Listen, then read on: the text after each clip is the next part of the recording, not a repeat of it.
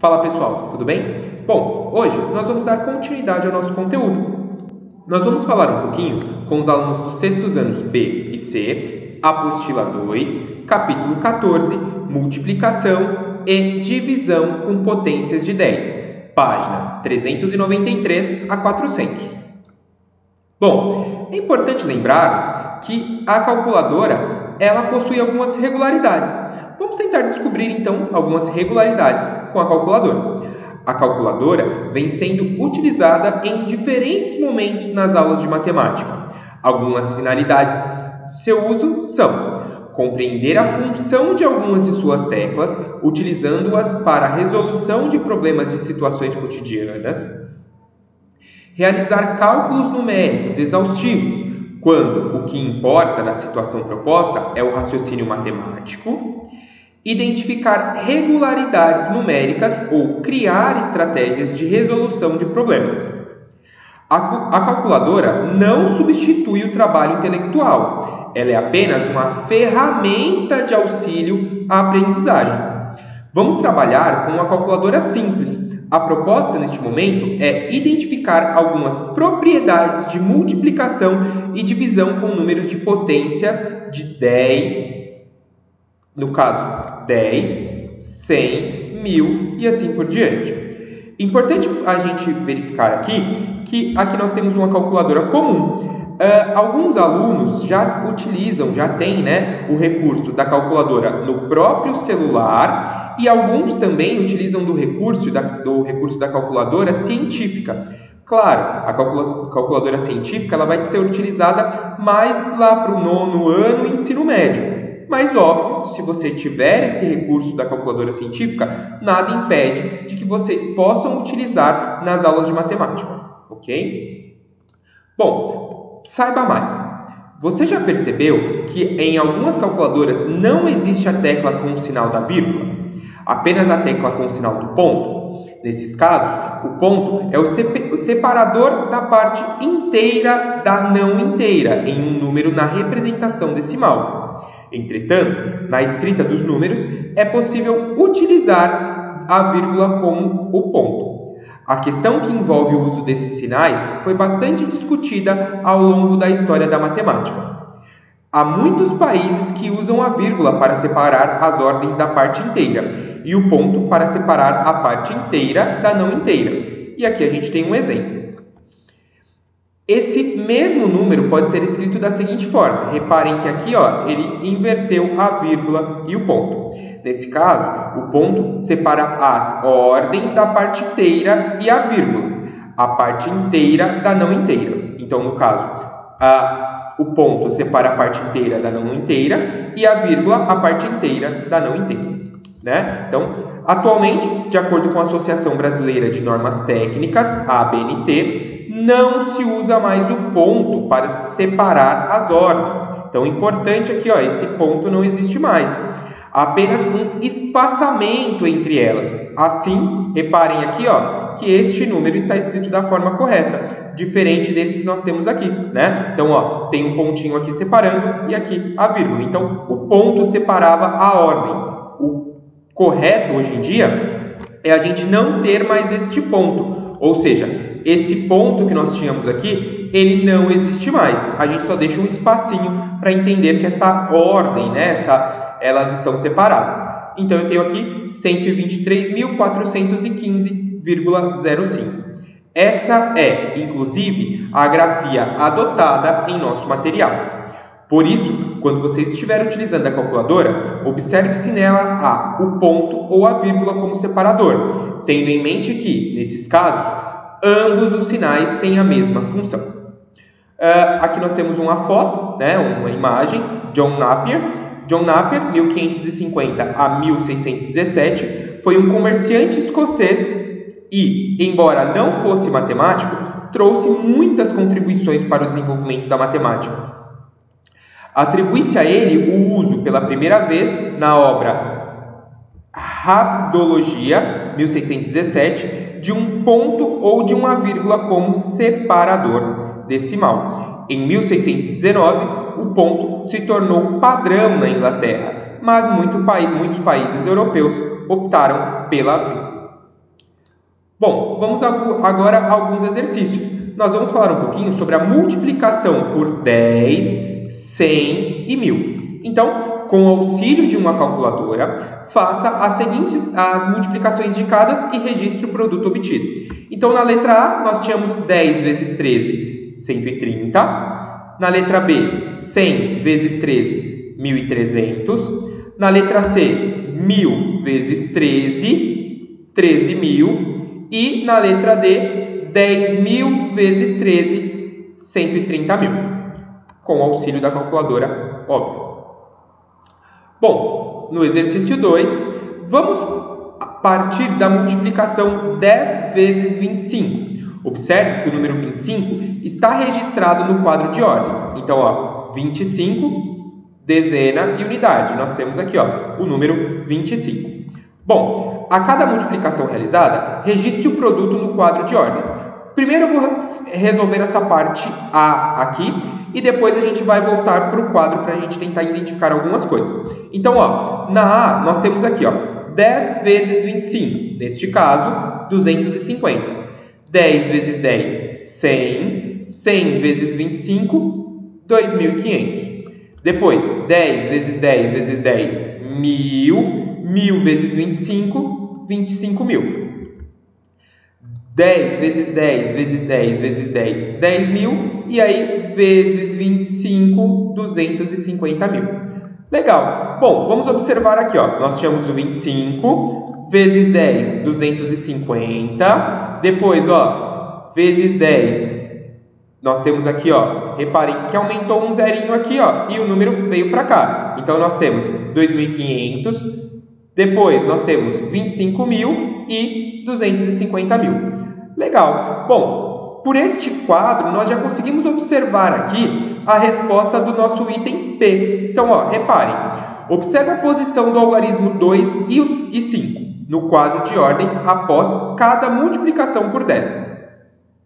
O que você conclui dessa observação? Então, observando tudo ali o que a gente fez de multiplicação, o que a gente pode observar em relação aos algarismos 2 e 5? Então, ó, quando a gente multiplicou por 10, reparem que eles vieram para a esquerda. Ó. Então, 2 e o 5, eles andaram uma casinha para a esquerda. Multipliquei por 10 novamente, andou uma casinha para a esquerda. Multipliquei por 10 novamente, andou uma casinha para a esquerda. Multipliquei por 10 novamente, ele andou mais uma casinha para a esquerda. Bom, o que a gente consegue entender aí? Então, a cada multiplicação por 10, os algarismos 2 e 5 passam a ocupar a ordem imediatamente superior, né? Ou seja, todas as vezes que esses algarismos eles são transferidos, né? Vamos dizer assim, que eles fossem transferidos para a casinha da esquerda, eles vão ocupar uma ordem superior. Lembrando aqui que nós temos as nossas ordens, né? Unidade, dezena, centena, unidade de milhar, dezena de milhar e centena de milhar. Ou seja, cada vez que ele vem para a esquerda, ele está ocupando uma ordem superior.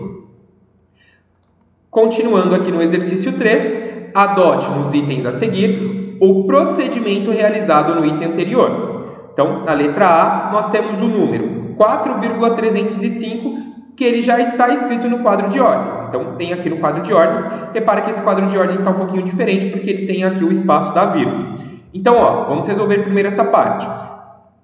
10 vezes 4,305. Reparem o seguinte, ó. Eu vou mostrar uma técnica para vocês, que talvez fique um pouquinho mais simples. Então, ó, ele está sendo multiplicado por 10. Quantos zeros eu tenho no 10? Eu tenho um único zerinho aqui, não é? Então, ó, a vírgula está aqui, ela vai andar uma casinha para a direita. Então, ó, minha vírgula está aqui entre o 4 e o 3. Ela vai vir aqui entre o 3 e o 0. Então, 43,05. Reparem aqui, ó, 10 vezes 10, 100. Número 100, ele tem quantos zeros? 2, não é? Então, minha vírgula está entre o 4 e o 3, vai andar, ó, uma, duas casinhas. Vai ficar entre o 0 e o 5. Então, 430,5. Mais uma vez, eu tenho, ó, 10 vezes 10 vezes 10, 1.000. 1.000 tem quantos zeros? 3 zeros. Então, ó, minha vírgula vai andar 3 casinhas. Então, ó, andou 1, 2, 3. Vai ficar aqui, ó, depois do 5. Depois do 5 eu não tenho mais nenhum número. Então é mais ou menos como se a minha vírgula tivesse sido cancelada. Então meu número final seria 4.305. Lembrando que depois desse 5 eu teria vários zeros ali, ok? Então eu tenho aqui, ó, 10 vezes 10 vezes 10 vezes 10, eu tenho 10.000. 10.000 eu tenho 4 zeros. Esse exemplo é um exemplo legal. Então, ó, reparem aqui. A minha vírgula tem que andar 4 casinhas. Então, eu vou andar 1, 2, 3. Eu tenho que lembrar que eu tenho depois desses 5, eu tenho vários zeros. Então, eu vou andar mais uma casa. Essa uma casa que eu andei, ela será composta por um zerinho, que é o que eu tenho aqui, ó, 43.050. Bom, vamos observar aqui no quadro. Então, ó, nós temos aqui a primeira informação, vezes 10. Todos os números andam uma casa para a esquerda, ó. Então, ó, o 4 estava aqui, estava na unidade, ó, veio para a dezena. O 3 estava no décimo, veio para a unidade, e assim por diante. Na parte de baixo, a mesma coisa, ó, multipliquei por 10, todos os números, uma casinha para a esquerda. Então, a gente consegue completar o quadro aqui de forma bem simples. Na letra B, observe a posição dos algarismos 4, 3, 0 e 5 no quadro de ordens após cada multiplicação por 10. O que você conclui dessa observação? Bom, claro, a gente conclui a mesma coisa do item anterior. A cada multiplicação por 10, os algarismos 4, 3, 0 e 5 passam a ocupar a ordem imediatamente superior. Bom, sem o auxílio da calculadora, determine o produto de cada quadro. Então, 10, ele anda uma única vírgula, né? Qualquer multiplicação por 10 vai andar uma única casinha aqui a vírgula. Então, ó, aqui vai andar uma casinha, 13,5. Vai andar uma casinha, 20,5. Andei uma casinha, 134. Andou uma casinha, 1.623. Andou uma casinha, mesma coisa, 1.623. Reparem que aqui ele colocou o zero e aqui não, né? Esse daqui é o mesmo número. Eu tenho que lembrar que aqui eu tenho vários zeros compondo este número. Neste caso aqui, eu vou ter 1,23. Reparem nessa segunda coluna. Vezes 100, tem que andar quantas casinhas? 2 casinhas. Então, ó, eu tenho vários zeros aqui, então vai andar 1, 2 casas, 150. Andou 1, 2 casas, 30. 1, 2 casas, 175. Andou 1, 2 casas, o número 1. Andou 1, 2 casinhas, 1.307,5. Andou 1, 2 casinhas, 0,5. Na terceira coluna, 1.000. 1.000 anda quantas casinhas? 3 casas. Então, 1,3, 1.300. Neste caso, 50. Neste terceiro caso, 1.020. No quarto caso, 0,01.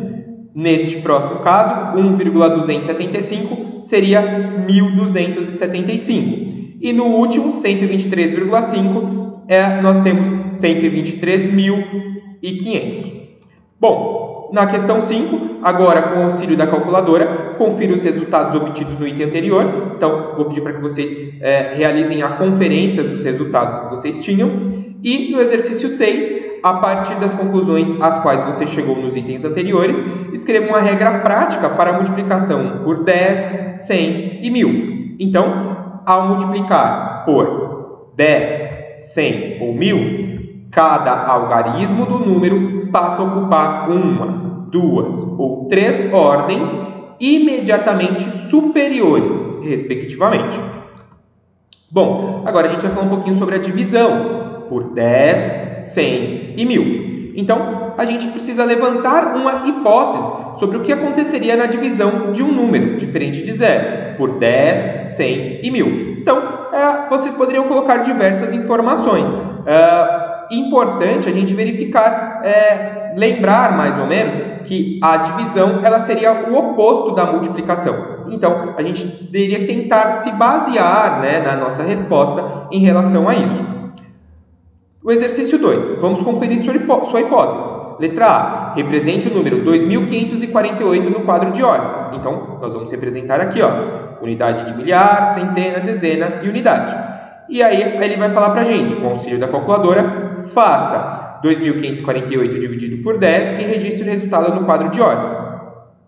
Bom, dividindo aqui, reparem, esse 2, o que aconteceu com ele? Ele foi para a classe da direita, então ele estava aqui na unidade de milhar, ele foi para centena. E aí, na letra C, divide o quociente obtido novamente por 10, por 2 vezes consecutivas, registrando o resultado no quadro de ordens. Então, reparem que, ao contrário do que a gente fazia na multiplicação, a multiplicação ele vinha para a esquerda, na divisão ele está vindo para a direita, ou seja, ele está ficando cada vez menor. Então, vamos tentar entender. Com o auxílio da calculadora, efetue as seguintes divisões. Então, efetuando as divisões, nós temos na letra A 32,5, na letra B 3,25, na letra C 0,325, na letra D 3,198, na letra E 0,3198, na letra F 0,4, na letra G 0,04, na letra H 0,004, na letra I 0,001 e na letra J 0,0001. Bom, continuando, nós vamos verificar então no exercício 4. Observando as respostas aos itens 2 e 3, a hipótese levantada por você no item 1 se confirma?